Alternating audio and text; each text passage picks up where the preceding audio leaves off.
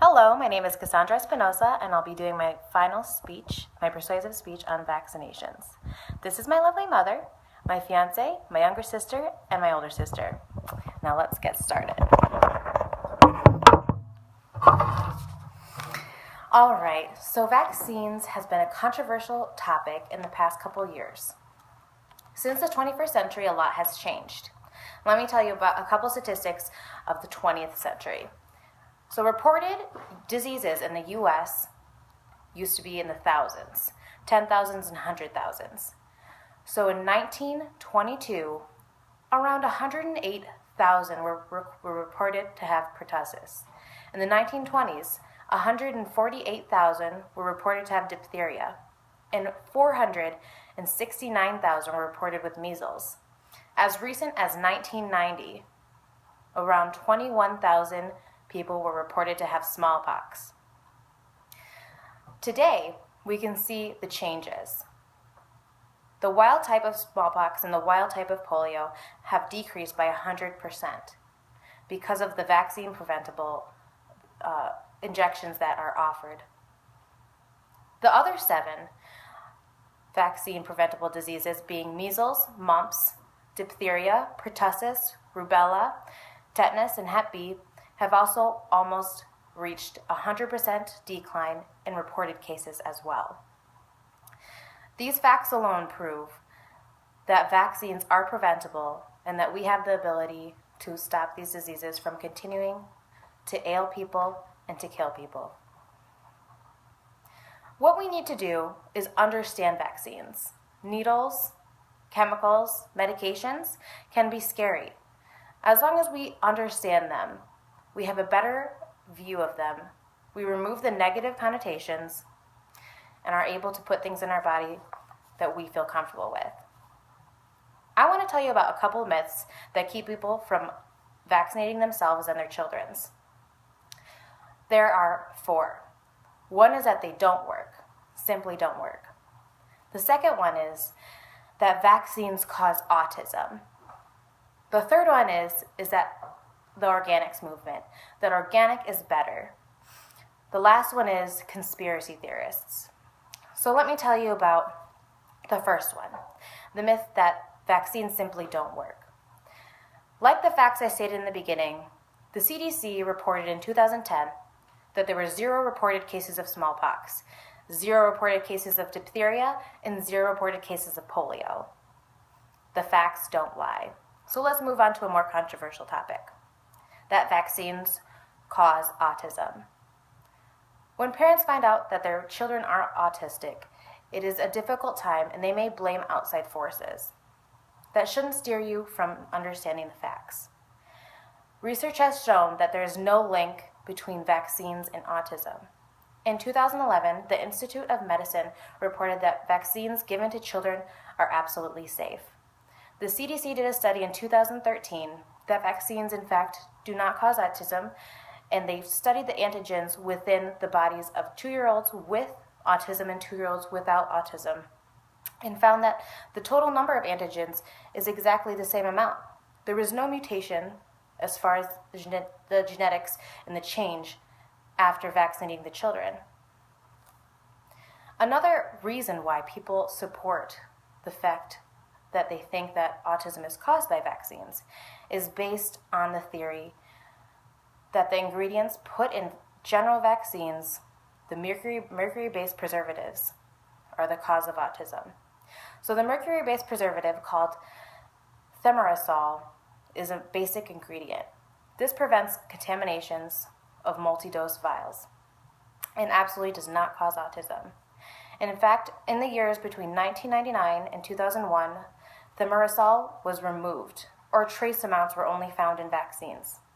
This was to reduce mercury exposure, and after those years of studying it, they found that there is absolutely no harmful effects of this component.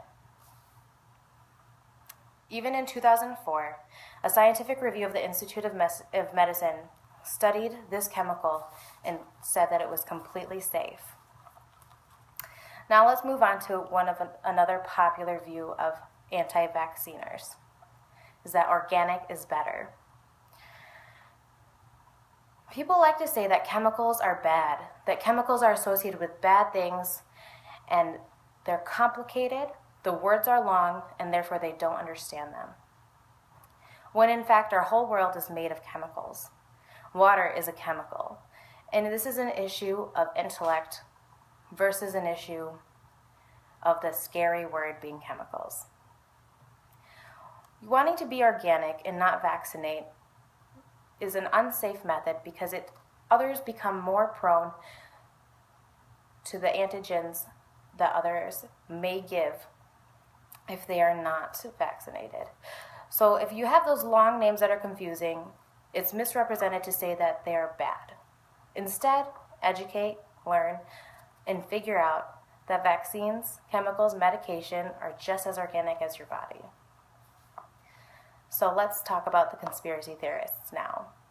So there are conspiracy theorists who think that vaccines are all about a government program where people just sell them to make money. You're injecting chemicals in your body that are either placebo effect or simply work, but it's all a money-making scheme. They think that the doctors give vaccines to support the corporations and that researchers are paid to make the results look good. This is just completely false.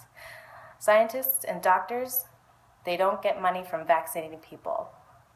The people that do make money are the ones who are using the tabloids and using the media as an anti-vaccine platform. In general, when talking about science and peer review when it comes to vaccinations, it's important to understand the study versus the systematic review. It's important to not get caught up in the media stories and specific case studies, and instead concentrate on data, facts, not just individual studies. You need a whole load of case studies and facts in order to make an educated decision, and this is what science is all about. You sort through the bad studies, you find the good studies, and it is peer-reviewed over and over again. Scientists love to be proven wrong.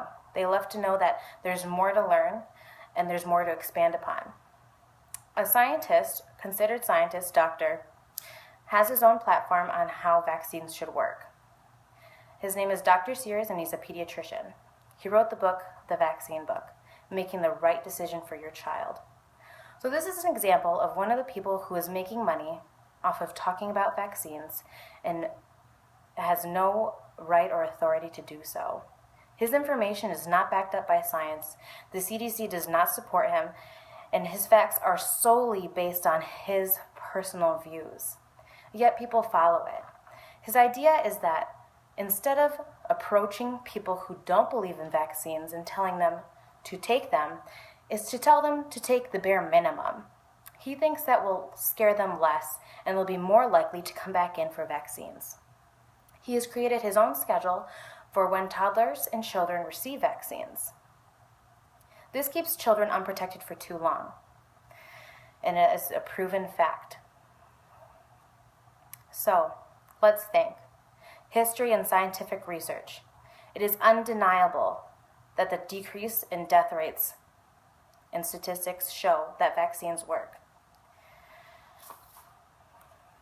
Imagine a world without vaccines. Imagine what it was like to be unable to prevent diseases, for contagions to break out in epidemics, for it to be unsafe. Now imagine a world where everybody was vaccinated. Less deaths, stronger humans, less risk. It's as simple as that. So, get vaccinated, support a healthy community, and don't put others at risk. Remember to educate. Understand before fearing the worst. Use reliable sources. Don't concentrate on case studies alone. Use how to read data. Correlation does not mean causation. And make sure to educate others. If you're a supporter, don't be quiet. You're not safe if you're quiet. Thank you.